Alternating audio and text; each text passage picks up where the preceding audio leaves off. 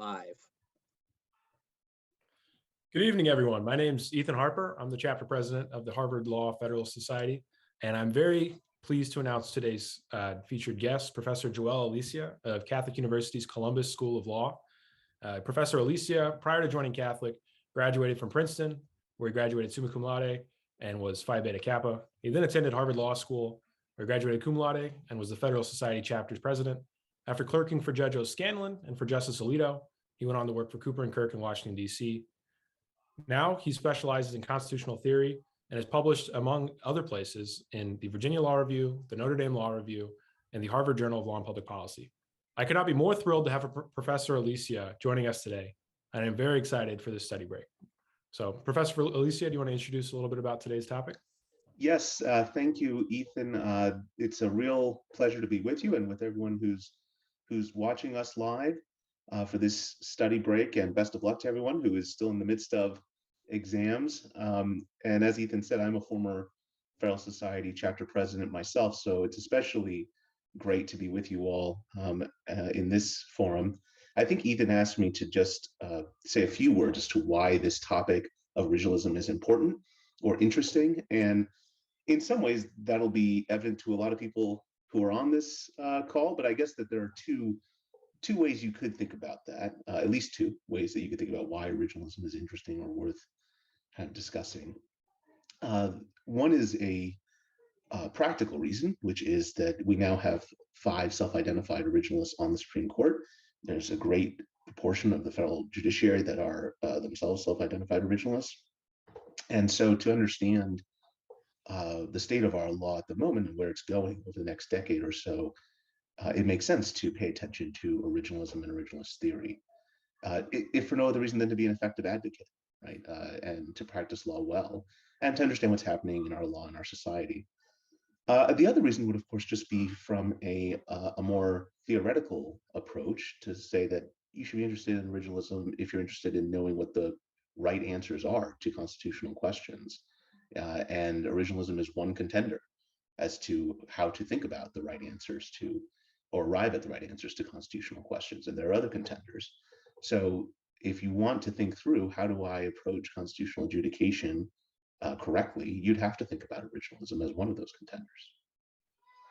Great. And just to kind of kick things off here on the Q&A, and feel free to throw Q&As into the Q&A function. I'll be reaching out and asking some of those questions to Professor Alicea. Just to kick things off, originalism, kind of easy concept to grasp, but there's a lot of different competing strains out there. And I think nothing showcases that better than the DC v. Heller case, which famously has original public meaning originalism fighting with original intent originalism. So first of all, can you explain the difference between some of the different forms of originalism that are out there? And second, why does it matter? And why are so many at the Federalist Society kind of dedicated specifically to original public meaning originalism, which a lot of your scholarship is on? So I think that there are important theoretical differences between or among the various types of originalism. As a practical matter, I really doubt that the distinctions between original intent originalism, original public meaning originalism, and other varieties of originalism will diverge when faithfully applied in a lot of cases. But that's not to downplay the disagreement, in that, as I said, I think that theoretically those are important disagreements. So for example, if we're trying to figure out whether you should be an original intent originalist or an original public meaning originalist, that is to say, are you looking for what was intended in the by those who brought about the Constitution? And I use that vague language because it depends on whose intent matters. Or an original public meaning originalist, that is, are you looking at what the meaning of the text was, what these words were at the time of the founding? And even there could be disagreements as to whether you're looking at a hypothetical person at that time, reasonably informed hypothetical person at the time of the founding, or what the actual people who ratified the Constitution actually said and thought at the time, even if perhaps incorrect from a more hypothetical ratifier point of view. Those types of disagreements implicate disagreements about the nature of language, first of all, whether it's possible to have communication without an intent, an intention. And they also implicate questions about authority. Who is it that actually gives the Constitution authority? Is it the ratifiers? Is it the founders, in the sense of those who actually framed the Constitution, wrote the Constitution? And those are important theoretical differences. I just think as a practical matter, these will rarely lead to divergent outcomes. Yeah, and those are all great points. And kind of, another question on originalism and some of its backdrop and everything that we're seeing is one big critique of originalism that we've seen, and this has been since Scalia and Bork were first running around 40 years ago, 50 years ago, talking about originalism, is the problem of the dead hand. And how do we have a moral system of jurisprudence that is laid down 250 years ago by people who are long since dead? And you have a recent article out on the moral authority of the original meaning. And can you explain a little bit about originalism's moral authority and how it can overcome this dead hand problem? Well, I suppose it matters to why the dead hand argument is being invoked. Is it being invoked as a sword or as a shield? If when you rely on the dead hand argument, the argument that the dead cannot bind the living, that could be used as a shield, in the sense that the person offering that argument could be saying, well, in response to your argument, Professor Alicea, that originalism is dictated by the ratification of the Constitution by the people at the founding. In response to that kind of popular sovereignty argument, I'm going to say, well, those people don't have any authority over us; they're dead, right? That's kind of a shield type of argument. That's saying, I'm meeting you on your terms, which is a popular sovereignty ratifier type of argument, and I'm showing why I think that's wrong, right? That's one type of dead hand argument. But if you use the dead hand argument as a sword, which is to say you are affirmatively stating as a moral proposition that the dead can never bind the living, and that any theory of constitutional legitimacy must proceed from that premise, then I think that the logic of that argument carries pretty far, right? In fact, it would kind of invalidate all written law, since all written law endures past the moment of its creation, and therefore the dead always bind the living necessarily in any form of written law, any rule of law regime, right? I guess we could have a regime where the law just is what the ruler says at the moment, just spoken, right? But any form of law that endures past its moment of creation is one in which the dead are going to potentially be able to bind the living. And so that's why the dead hand argument on its terms just goes way too far. It proves way too much. And most living constitutionalists who use the dead hand argument acknowledge that. It's different when it's being used more as a shield, because then that's really just saying, that's really just trying to point out a potential flaw in the affirmative argument of an originalist who's making a popular sovereignty type argument, right? That's just saying, well, if you are going to make an argument based on the authority of those who ratified it, then you need to explain why we should care about that authority, given that they're dead. And that kind of argument, I think, is a perfectly not valid, I think it's wrong, but a perfectly appropriate type of response to counter argument that the originals would have to overcome, right, in laying out a popular sovereignty type rationale. Great. And if you've tuned into any of the previous study breaks that we've done here at the Federalist Society, for the audience out there, we like to keep things a little bit light. If you're taking 30 minutes between finals, and we don't always just want to just talk strict doctrine. So in one kind of question that's been thrown around at, I think, 9 out of the 10 so far that we've done study breaks, and this is actually the last study break, we've asked our speakers, what did you do during finals to take a study break? What did you do if you had 30 minutes to kind of reset and then be able to re-dive back into studying legal doctrine? And what are some effective study break techniques that our listeners still in final season can deploy in their studies? So I tended, I'm probably not a great person to ask this question to, because I tended to not take many breaks during the day. I tend to just kind of go straight through from morning to evening, and then just take a break in the evening. And then my evening study break would just be, getting drinks with friends who also needed that kind of rest at the end of an intense study period. To the extent that I took any breaks during the day, they were mostly just spending time chatting with friends who were also in the midst of that arduous process. Great. And diving into some audience Q&A, it looks like one person asked, Professor Alicea, how should the Declaration of Independence and or the preamble to the Constitution inform constitutional interpretation? And I think this is something that comes up in a lot of critiques of originalism or different kind of variations on originalism in trying to incorporate those important founding documents and then parts of the Constitution that are kind of left out of the original public meaning argument. So how should those be viewed, and should they play or have any weight in the arguments?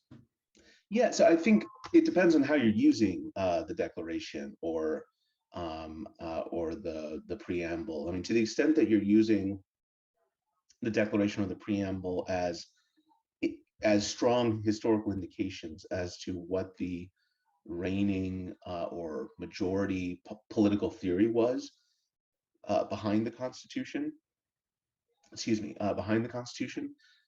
that is certainly relevant to interpreting the Constitution, because the Constitution is not just a bunch of words. These are words that come out of a particular historical context, and that historical context includes how the people at that time thought about their relationship to society, their relationship to their government, the political theory of the founding.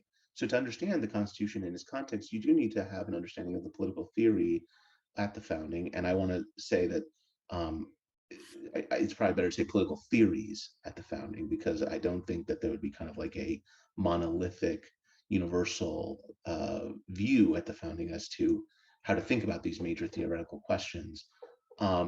But you do need to know those things to do originalism well. You need to know what were the intellectual currents at that time.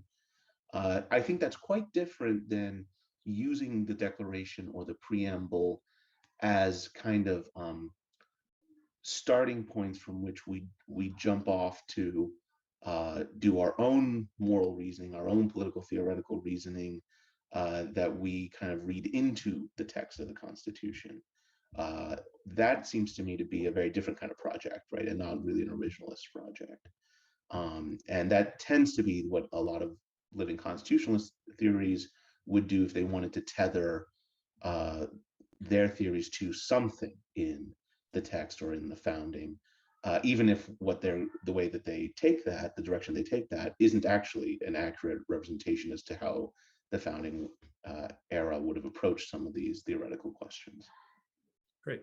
Another audience member asked, surrounding the debate on dictionaries, what can we learn from the different dictionaries that are used? Can you explain some of the debates around the use of dictionaries? I know we've seen in several Supreme Court cases different dictionaries leading to different outcomes, and the use of dictionaries over others seems to be controversial in some originalist circles even.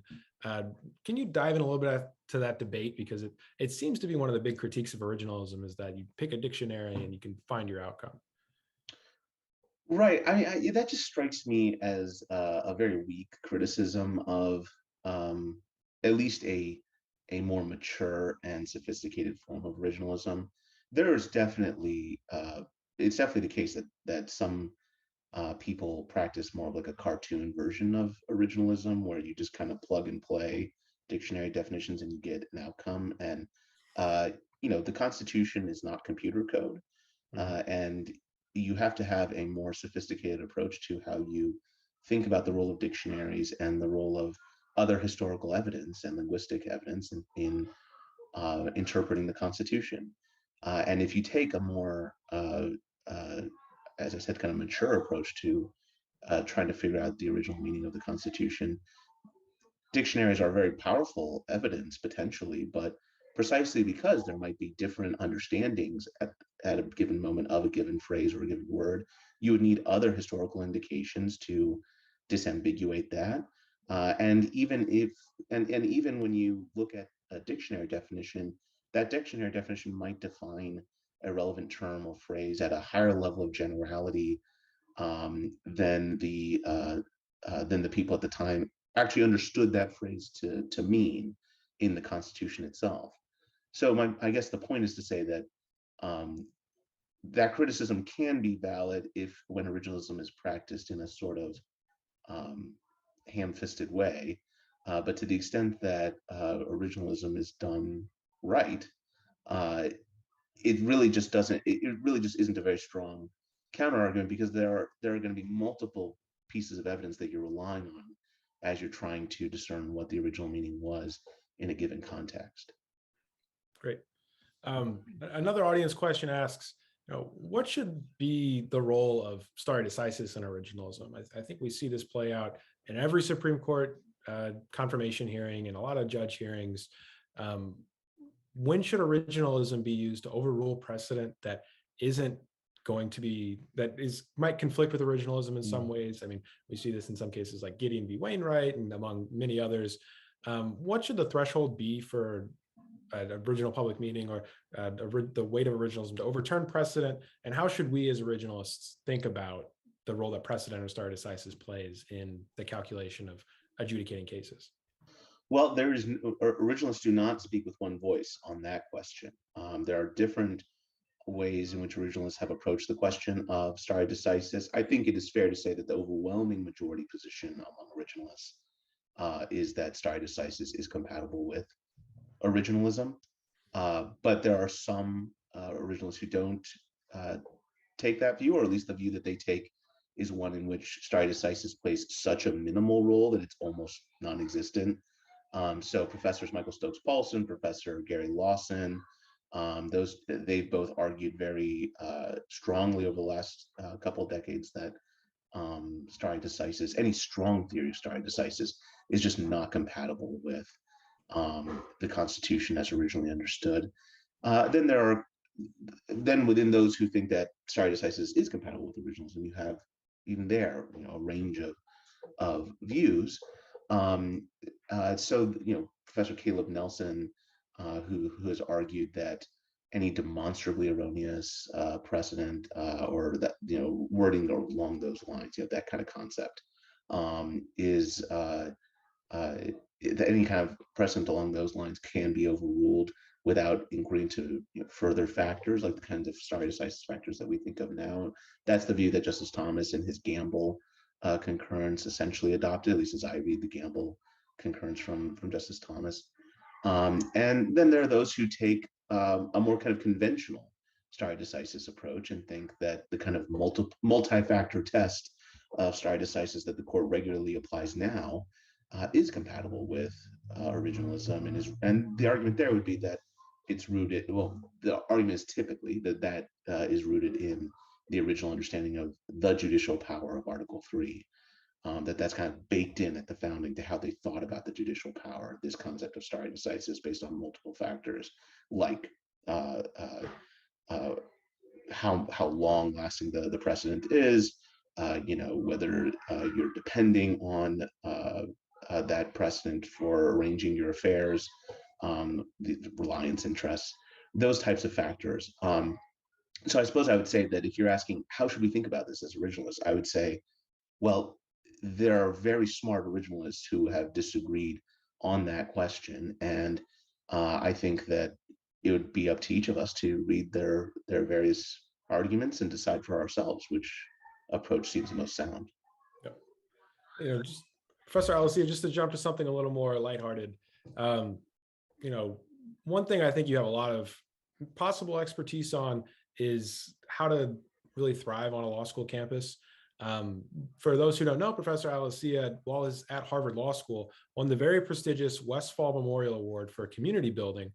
And this award he won while also being the FEDSOC president. So it seems something that many of us in the Federalist Society struggle with at chapters across the country with increased polarization. How can we have conversations with people and build community, both in our Federalist Society chapters and outside of it? And how can we build community across ideological backgrounds? Well, I'll first say, Ethan, rather, that I'm not certain of the name of the prize that I won for community building, so I'll just take your word for it that that's what it was called. But I think that my approach to these sorts of issues and these disagreements has always been not to shrink from disagreements with my fellow students when I was on campus, but to kind of forthrightly acknowledge them and to uh, articulate my view in as respectful a way as I could, but as firm a way as I could, consistent with being respectful. And my experience at least was that most students on the left who strongly disagreed with me and my substantive positions tended to respect someone who uh, wasn't trying to hide their views or wasn't trying to shrink from them, but was willing to simply defend them and engage with them in a good faith, honest way. I think a lot of students on the left actually like that and want that, and are willing to uh, go out of their way um, to befriend conservatives who are willing to do that, to engage in that kind of good faith, mutual respect discussion. At least that was the case while I was at Harvard Law School. Now I know there have been a lot of changes in campus culture since I was at HLS. It's possible that things are such now that it's harder to form those types of friendships across ideological lines. If that's true, that's a real tragedy, because I think that both parties benefit from those kinds of good faith discussions about really contested questions. And they benefit in multiple ways. It makes you potentially a better person, but it also makes you a better lawyer if you have the ability to regularly discuss these difficult questions of law or policy or ethics with people who strongly disagree with you in a respectful manner. And I could not agree more on all of those points. I think that campuses have changed a lot in the last decade plus since you were in law school, but there still is a place for dialogue on campuses. And to jump back into the originalism conversation, there are a lot of critiques from multiple sides on originalism for it being too conservative or too liberal. First, starting from the perspective of originalism possibly being too conservative, the argument here is originalism, rose to prominence much like FEDSOC under the Reagan Revolution. It was a response to the Warren and Burger courts. Originalism's roots are in producing conservative outcomes to an extent. And I think most people would say that if these judges likely would not have picked originalism had it led to liberal outcomes. So is originalism just a conservative tool or flying under the flag of neutrality by pointing to the dead hand and saying, oh, look, we're bound by them? Or is there something more here as a philosophical and jurisprudential value? Yeah, well, I think that there are a lot of things to say in response to that question.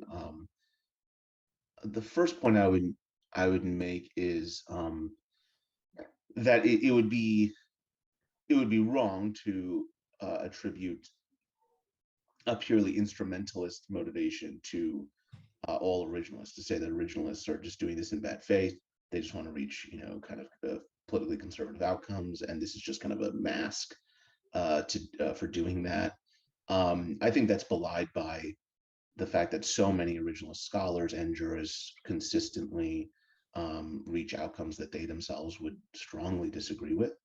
And that does not actually happen very often for left-wing jurists or scholars. It happens a lot with originalist jurists and scholars. And so I think that to the extent that this methodology can produce outcomes that diverge from one's ideology, we see evidence of that pretty frequently, actually.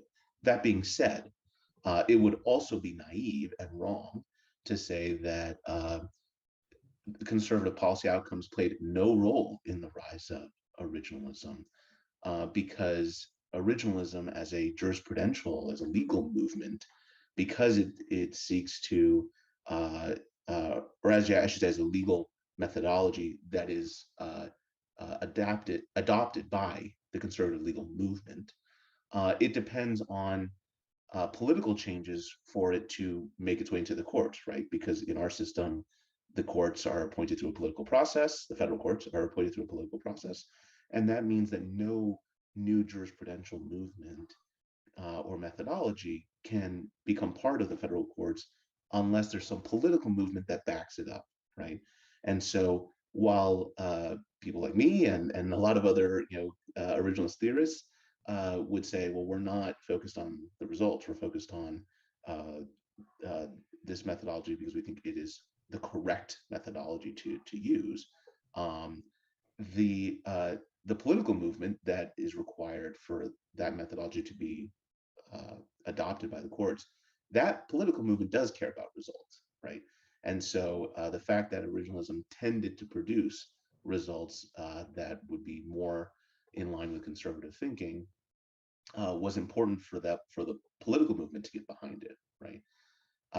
But I do think conceptually those are distinct things. The fact that it tends to produce conservative results, at least in our current political environment, does not mean that the reason people adopt it, at least among jurists and scholars, is to produce those types of results. I think that the conflation of those two things is just misguided. Great. And then to jump to the other side, there's in recent years been many critiques from the right calling originalism too liberal, and especially in a kind of exchange you've had recently with Professor Adrian Vermeule of Harvard. If we accept the premise that for originalism, it exists because it's wrapped up in the political movement to some degree, to what extent should we then expect conservative outcomes, and should the political movement expect conservative outcomes, and should, when there are progressive-ish outcomes that judges might not agree with, and they might be conservatives and say, look, originalism's led to this outcome, but it leads to a progressive or liberal outcome. At what point should the debate shift to, okay, is originalism the right path, or should we look towards something that's baked in the natural law to lead to more expressly conservative outcomes every single time, as opposed to most of the time, or just sticking to the philosophical roots and jurisprudential values of originalism? Well, I think that if one were to take the view that no jurisprudential theory or no constitutional methodology should be adopted if it leads to outcomes that with which we disagree, as a even strongly disagree with as a moral matter. If that were to be your approach to it, what you would essentially be saying, well, actually what you would be saying as a logical matter, is that you don't think that any restrictions on judicial authority are relevant to the moral calculus. Because once you accept the premise that restrictions on judicial authority are morally relevant, and that to transcend those restrictions is itself immoral, in certain contexts at least, you must then accept that it means there will be some outcomes that are due to the limits of the judicial role that themselves, those outcomes, might themselves be morally problematic, right? So if your view is we should always reach the morally correct outcomes in cases, that means the abolition of any restrictions on the judicial power, right? So if you're going to agree that there can be legitimate moral restrictions on the judicial power, and that to transcend those limitations is to itself commit an immoral act, you must then accept that there will be some outcomes that will be contrary to what you think is the right moral outcome in that case. So I think it's just a false dichotomy to present, to say like, well, we either go with originalism and get to potentially bad moral outcomes in some cases, or we always get to good moral outcomes, and that is the truly moral view. That, well, it could only be the truly moral view if you believe that restrictions on judicial power are themselves immoral or not morally relevant. And no one in the natural law tradition takes that view. At least no serious person would take that view. And so I think that the relevant consideration in approaching that question is to think about, well, what are the restrictions on the judicial role that are rooted in, at least from my perspective as someone who comes from the natural law tradition, that what are the restrictions on the judicial role that come out of the natural law tradition in the context of the American Constitution in particular? And that's an important point, right? Is to not just think about it at the broad abstract level, what does the natural law require, but to take that theory, natural law, and think about it in the context of our specific Constitution, with the limitations on the judicial power that our Constitution imposes, which might be different from other constitutions and what the results would be in those constitutional structures. And I think that too often in these debates, that gets lost, that the debate occurs at a high level of abstraction about natural law theory without actually bringing it down to thinking about, okay, but what about the specific context of the American Constitution? How do those principles apply? And great, Professor Alicea, thank you so much for joining us today. And thank you all for coming out tonight. This wraps up the Federalist Society Study Break series. So please be on the lookout for future Federalist Society events. And I hope everybody has a great evening and a great finals period. Thank you so much.